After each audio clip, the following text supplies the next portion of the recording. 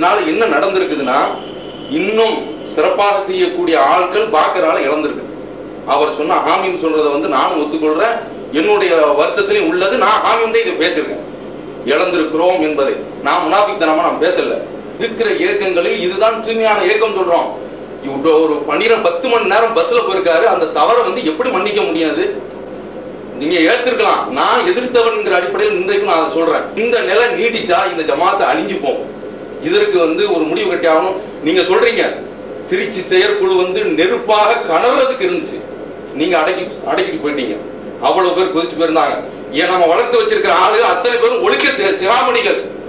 இந்த மாதிரியான இதுக்கெல்லாம் நீங்க எப்படி நீங்க மன்னிக்க முடியும்? நான் அன்னைக்கு நான் கேட்கிறேன், இன்றைக்கு செய்ய வேண்டிய ஒரு சல்வி. அதாவது நீங்க இதுக்கு அடுத்து ஆமீன் இப்ராஹிம் கூட்டு வந்து எத்தனை கூட்டத்தை கூட்டு போறீங்க? இந்த ஏக்கம் தூய்மையான இயக்கங்கிறத நிலைநாட்டுங்க. அதற்கு அவர் என்ன செய்யணும்? அந்த இதுல நான் எதிர்பார்த்தேன்.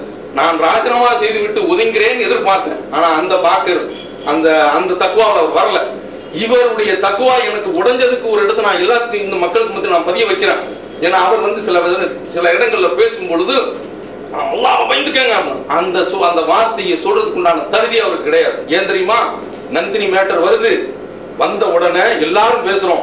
கலீலும் இருக்கிறாரு, அவங்க எல்லாம் சொல்றாங்க. எல்லாரும் பேசும் பொழுது சுபஹானக ஹாதா புஹ்தானுல் அதீம், அல்லாஹ் தூய்மையானவன், இது மகத்தான ஒரு பிரமாண்டமான ஒரு அவதூறு அப்படின்னு சொல்லிட்டு அது அப்படியே போகட்டும் நினைக்கும் போது இவர்கிட்ட கேட்கும் போது அல்லாஹ் மீது ஆணையாக, அல்லாஹ் மீது ஆணையாக, அல்லாஹ் மீது ஆணையாக, நகம் கூடப்படல பின்னால வருது. அப்ப என்ன அந்த சத்தியத்துக்கு என்ன மரியாதை? ஒரு மாநில கிளை நிர்வாகத்தில் உள்ள ஒரு அதுல இருந்து நான் அவருடைய பேச்சை நம்புறதுக்கு நான் தயாராக இல்லை. நான் சொல்றேன், பெருமைக்காக சொல்லல. ஒரு பொதுக்குழுவுல நான் அவர் யார் யாரெல்லாம் ஆதரவாளர் இருக்கிறாங்களோ குர்ஆன் ஹதீஸை சொல்லி நான் என்னால வென்றெடுக்க முடியும். ஒரு பொதுக்குழுவுல அவருடைய தீமையை சொல்லி சாதாரண விஷயம் இல்ல. அந்த இப்ராஹிம் இஸ்லாம் அவருடைய தௌஹீதுல இருந்ததுனால தான் வெற்றி கொடுக்குறான். நீங்க வெளியே போய் அல்லாஹ் காப்பாத்துறான். நீங்க அந்த மாதிரி செய்றீங்க, நான் குற்றம் சாட்டல. ஒரு தனித்தமையில பலது மனம் இதுக்கு முந்தி நம்ம கண்டிருக்கோம்ல, அத மாதிரி நீங்க போய் இயக்கத்தை கண்டாலும் சரிதான். அல்லாஹ் சொல்ற மாதிரி, அதாவது யுரீதுனல் யுத்ஃபியூ நூரல்லாஹி பிஅஃவாஹிஹிம், தங்களுடைய வாயினால இந்த ஏகத்துவ ஒளியை அழிக்க வேண்டும் என்று நினைக்கின்றார்கள். வல்லாஹு முத்திம்மு நூரி, அல்லாஹ் அவனுடைய அந்த ஒளியை பூர்த்தி செய்ய திருவான். இதுதான் நாங்க வந்து என்ன செய்துட்டு இருக்கோம், இன்றையிலிருந்து ஆரம்பத்திலிருந்து பார்த்துக்கிட்டு இருக்கிறோம்.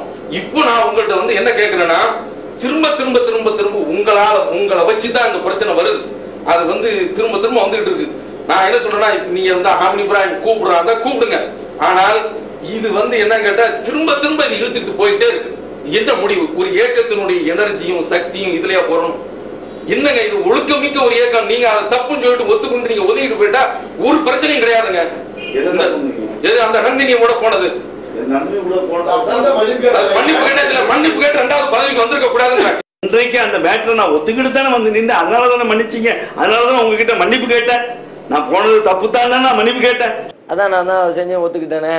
ஏற்கனவே அங்கே திருச்சியில் மீண்டும் செயற்குழு கூடுது. 38 நாட்களுக்கு பிறகு செயற்குழு கூடும் பொழுது அதுலேயும் தன்னை ஒத்துக்கொண்டு தவறு தான் செஞ்சுட்டேன், இனிமேல் இது மாதிரியான எதிர்காலத்தில் இது மாதிரியான சூழ்நிலைகள் வராமல் தவிர்த்து கொள்வேன் என்று சொல்லி அந்த தவறை ஒத்துக்கொண்டார். நம்ம அதையும் பேசணும், அதையும் இப்போ நான் ஒத்துக்கிட்டு தானே தண்டனை வாங்கினேன்னு சொல்லி சொல்கிறார். இப்போ அவர் என்ன சொல்கிறார் தெரியுமா?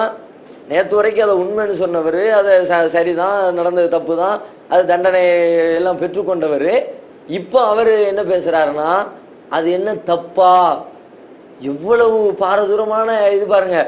ஒரு அந்நிய பெண்ணோடு அருகிலே அமர்ந்து பக்கத்து சீட்டில் உட்கார வச்சு அந்நிய பெண்ணோட ஒரு நாள் பயணம் செய்யறதுன்னு தப்பா?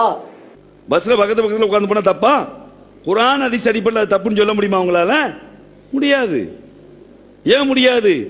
மகரம் இல்லாமல் ஒரு பெண் 3 நாள் டிராவல் பண்ணலாம். மகரம் இல்லாமல் ஒரு பெண் டிராவல் பண்ண முடியும். குர்ஆன் ஹதீஸ் அடிப்படையில் ஒரு பஸ்ல 45 பேர் உட்கார்ந்து இருக்கக்கூடிய பஸ்ல என்ன நடக்கும்? ஒரு பெண்ணை திட்டமிட்டு டிக்கெட்டு போட்டு கூட்டிட்டு வந்து நைட் நேரத்தில் பஸ்ஸில் ஏறி உட்கார்ந்து 10 மணி நேரத்துக்கு மேலே பயணம் செஞ்சுக்கிட்டு என்ன நடக்கும்னு வேற கேள்வி. இது சொல்லி தரணுமா? என்ன நடந்துச்சுன்னு நீங்கள் சொன்னீங்களே உங்கள் வாக்குமூலத்தில், நீங்கள் ஒத்துக்கிட்டீங்களே.